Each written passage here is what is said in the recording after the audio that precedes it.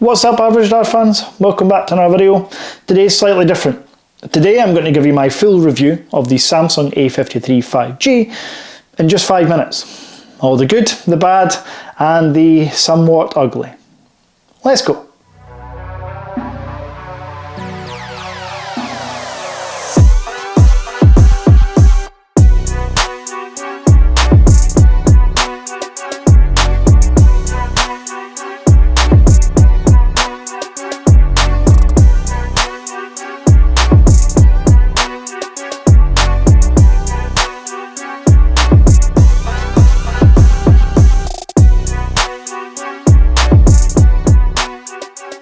So, in that order, let's start with the good. The good, nobody can argue that Samsung don't do absolutely phenomenal screens. They do. The 6.5 inch Super AMOLED 120Hz screen is fantastic. Absolutely great for consuming content, particularly when you pair it with the other standout good point, and that's the speakers. The dual stereo firing speakers are great. As I say, consuming content on this is just like any other flagship to a certain extent. I'll happily say that. 6.5 inches is probably the sweet spot for most phones. I know a lot of phones go up to 6.7, 6.8 inches now. 6.5 seems to be the sweet spot. So Samsung, congrats. The final good point, yes, we're already at the end of the good points. The final good point about this phone is the main camera. The main 64 megapixel camera delivers outstanding results. Yes, a lot of processing goes into that, but outstanding results from that main lens. That's it. Full stop, exclamation mark. How are we doing for time? Bad points. I have to be quick here, there's a lot. The other cameras, the 12 megapixel ultra wide, the 5 megapixel macro, the depth sensor, nonsense. Again, stop adding macros, spend more time on your ultra wide, and maybe just like a 2 or 3 times telephoto would be good. I know you're saying, oh, they're for more expensive phones. This phone's still £400, and when I get into the budget cuts that they've made in a second, you'll understand that they could have shifted some of that budget to a telephoto or better ultra-wide lens. So let's keep this train rolling. Can you hear that? Yeah, that's shit plastic on the back, not concealed, hidden polycarbonate, nice frosted, shit glossy plastic that rattles and is awful to hold. It feels so cheap, it's unreal.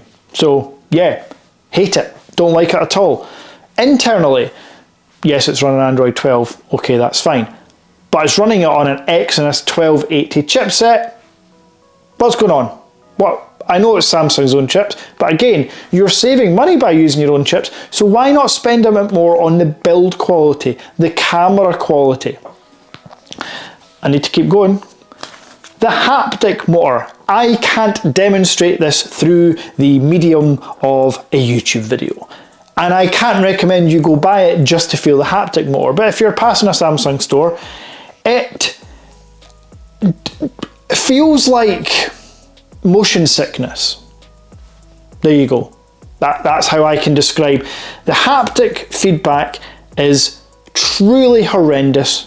Typing, which I've turned off, I hate having that on most of the time anyway, but receiving a phone call, a message, if it's in your pocket, you ain't feeling the phone buzzing. Just ain't happening. I hate the haptic motor in this. The RAM, the 128 gigabyte, £400 phone gets 4 gigs of RAM. It's £100 per gig. That's brutal.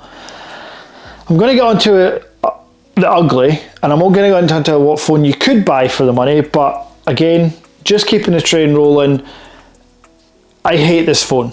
I absolutely hate this phone for what it is. So let's talk about the ugly. Well, the ugly fact is, this is an A52 5G, wrapped up in a slightly different skin with those flat edges, and turned out to you for the same, if not more money than the A52, depending on where you buy it. Samsung, shame on you. That is ugly. You've delivered a truly poor device, which is a great shame because the S22 lineup is pretty spot on, in my opinion. So, yeah, not happy. That's the ugly. What should you buy? OnePlus Nord 2. Another thing I want to mention, another ugly fact, if this is a budget phone at £400, that's fine, but you should be including a condom case, TPU case, and a charger. The phone comes with this, a cable, and a SIM ejection tool. Anyway, I think that's been 5 minutes. Next video will be more positive. Take care.